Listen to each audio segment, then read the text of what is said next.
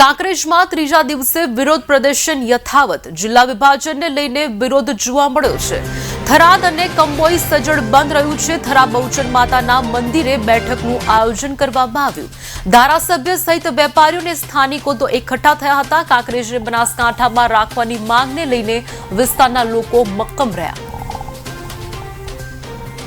સૌપ્રથમ તો ગઈકાલે અમે અમારા થરાના થોડા વેપારી મિત્રો આગેવાનો સાથે ચર્ચા વિચારણા કરી। તમામ વેપારીઓ સાથે અમે વિનંતી કરીને કાંકરેજ તાલુકાને જે અન્યાય થયો છે બાબતે સ્વયંભૂ બજાર બંધ રાખીને વિરોધ વ્યક્ત કરવા માટે અમે વિનંતી કરી હતી। આપ જોઈ શકો છો કે આજે સવારથી જ સમગ્ર થરા જડબે સરાક સ્વયંભૂ બંધ રાખ્યું છે। એ બાબતથી તો હું ટીવી ચેનલના માધ્યમથી સર્વે થરાની જનતાનો, થરા વેપારીઓ, તમામ નાના મોટા વેપારીઓનો હૃદયપૂર્વક આભાર માનું છું।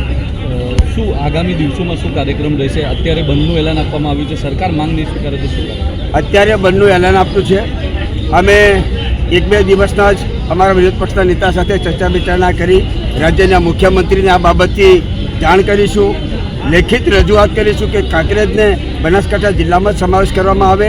એ અમારી જે તાલુકાની જનતાની વિવિધ જે માગણીઓ છે, માગણીઓનો ઉલ્લેખ કરી અને અમે માનનીય મુખ્યમંત્રી સાથે આ બાબતે ચર્ચા વિચારણા કરી અને રજૂઆત કરવાના છે।